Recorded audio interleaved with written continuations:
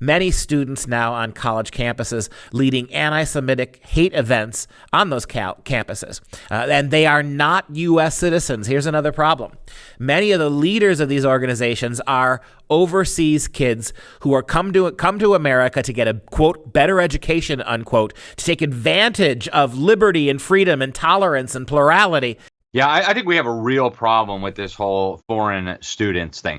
And, I'm not against foreign students. I've been overseas almost my entire life. I've lived on 4 different continents, 8 different countries. I've been to probably 100 countries. I have nothing against foreign students. But we do have a major problem here when it comes to foreign students. We are importing jihadists. We are importing communists. We are importing actual spies, right? A lot of people don't want to talk about this, but many of the Chinese nationals here on student visas, some of the professors, some of the people working at our defense contractors are here spying for our top geopolitical adversary.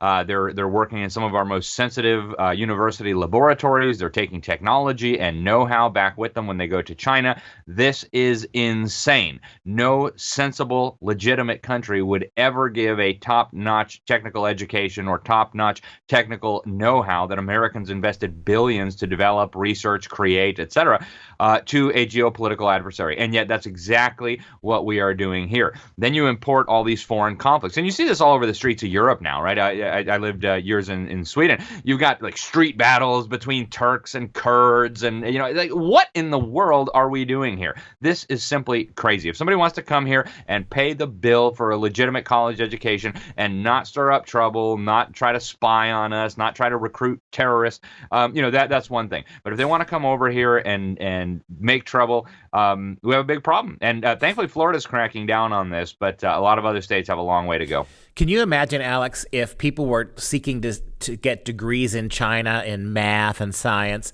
foreign students, and they started agitating in a pro-democracy way? Can you imagine how the Chinese would handle that? I mean, there would be absolute zero tolerance. There would be hell to pay for that. So only in the stupid West that we invite people who hate us in. We reward them with an education, oftentimes with student aid and all kinds of grants and scholarships for them to hate us. A lot of these revolutionaries want to stir up conflict and division for the sake of conflict and division. Marx was really one of the few things he understood really well. He certainly didn't understand economics very well, but one of the things that he understood very, very well is that conflict can be a means for advancing your objectives, your objective for burning down civilization and rebuilding tyranny from the ashes. And I think there is a very real effort to radicalize, divide, spread hatred among young people. And actually, the poisonous ideology that is being pushed into the minds of young people, foreigners who are coming here, and domestic students. This has implications, broadly speaking, right? And you see this happening in Europe as well, where they're bringing in foreigners. They're teaching them that the country they have come to is this evil, terrible, white supremacist, colonialist, capitalist, exploiter, whatever, and that it needs to be dismantled. And a lot of these, young kids who are coming from other countries, they don't know any better. American universities are pumping out anti-American activists, and many of the same arguments that they use to demonize and hate America are just as applicable to the state of Israel. And so none of this should be surprising, but all of it should be very alarming.